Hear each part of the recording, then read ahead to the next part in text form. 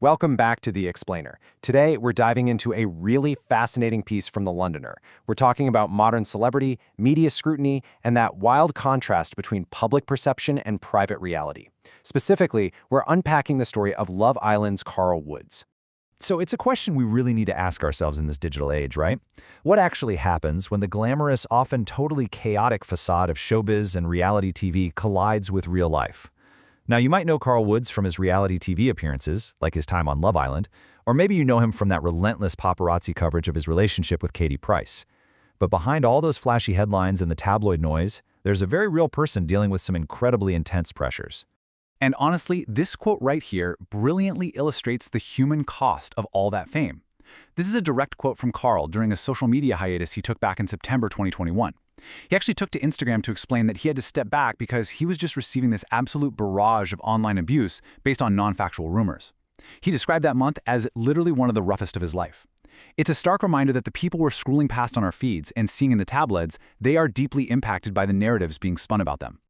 To really understand the man behind the headlines, here's our agenda for today. First, we'll look at headlines and hidden struggles. Then, we'll talk about the Essex car dealer. After that, escaping to Las Vegas. And finally, we'll wrap up with the illusion of fame. All right, let's dive right into Section 1, Headlines and Hidden Struggles. When you lay out the actual facts versus the media frenzy, a much clearer picture emerges.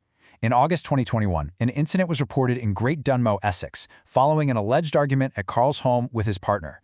Now, this incident triggered just a massive wave of tabloid coverage. By September 2021, the online vitriol was so intense that Carl went into hiding and took a social media hiatus just to protect his mental health. But here is the really critical legal resolution. Jump to March 2022, and the Crown Prosecution Service officially dropped all charges of threatening, insulting, or abusive behavior. The CPS stated that they have an obligation to keep cases under continuous review, and they concluded there was simply no longer a realistic prospect of conviction. So here's the crucial takeaway. While the legal system cleared him, the court of public opinion had already taken its toll. That intense period of relentless media scrutiny really forced him to recalibrate his life. Imagine living under that kind of microscope, where people just jump on bandwagons and hurl abuse without having all the factual information. It's immensely damaging. He essentially had to figure out how to navigate a world where everyone felt completely entitled to be in his business. Which brings us to Section 2, the Essex car dealer. I absolutely love this quote from a podcast interview Carl recently did. He said, "I'm just a normal geezer, really. Just a car dealer from Essex, and that's it." You know, he fully acknowledges that he had a public profile once upon a time, but he actually actively prefers slipping out of it. He finds it a whole lot easier to navigate the world without all that showbiz chaos. And this grounded self-perception is just a massive contrast to the sort of celebrity persona the media often projects onto him. And this grounded perception is backed up directly by official UK Companies House data. So this isn't just talk, right? It's his actual livelihood. Looking at his directorships over the years, you can see he tried his hand at a few different ventures between 2014 and 2019. We've got XS Automotive, Plumbers for Less, and UK Vegas VIP, which have all since been dissolved. But take a look at the top row there, Bespoke Automotive Limited. He was appointed director way back in March 2013, and it remains active today. Guys, that is over a decade of running an active automotive business. And as you might guess, his business is deeply tied to his personal passions. He is a massive petrolhead, but he specifically favors big, high-riding muscle cars over your traditional supercars.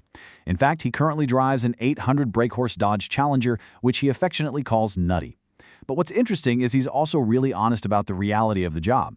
He admits that when you work with cars every single day, it can sometimes kill the buzz. It's a real job with real burnout.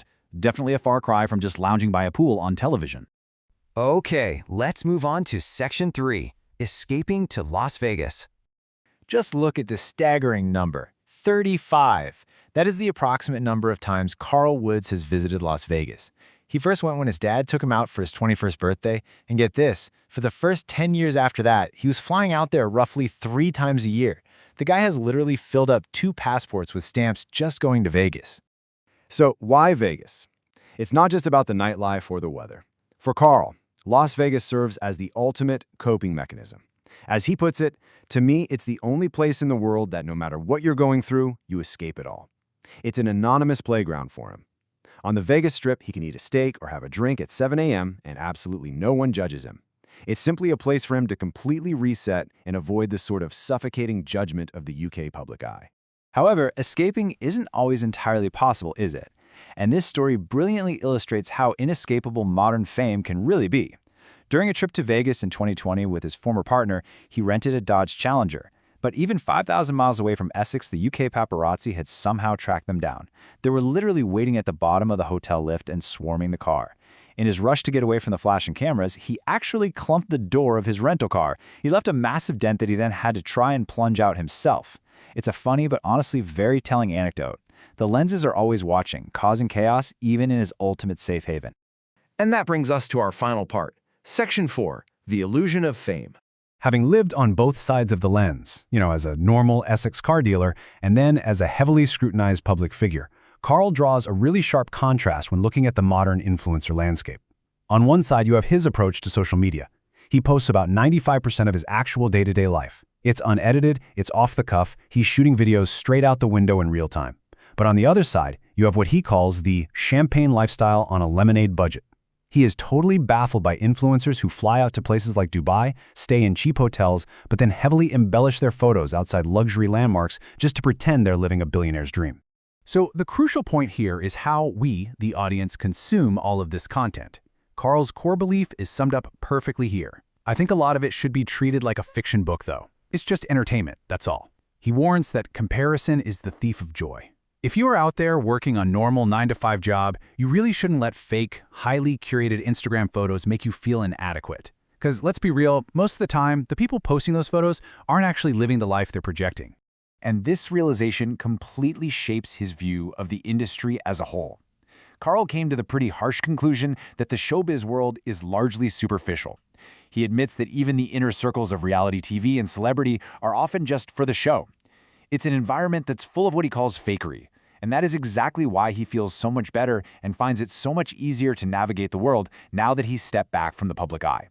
He is genuinely happy just being the car dealer from Essex. Which leaves us with this final, somewhat provocative thought. If the champagne lifestyle we see online is just a fiction book, like Carl Woods suggests, are you reading it for entertainment or are you mistaking it for reality? It is a powerful reminder to look past the headlines, look beyond those filtered photos, and remember that behind every single public persona is a real human being just trying to navigate the chaos, whether they're on a reality show, stuck in a paparazzi storm, or just escaping the Vegas. To read more about Carl's journey, you've got to check out the full piece at www.londoner.news/Carl-Woods-Love Island. Thank you so much for joining me for this explainer. Keep questioning what you see, and I will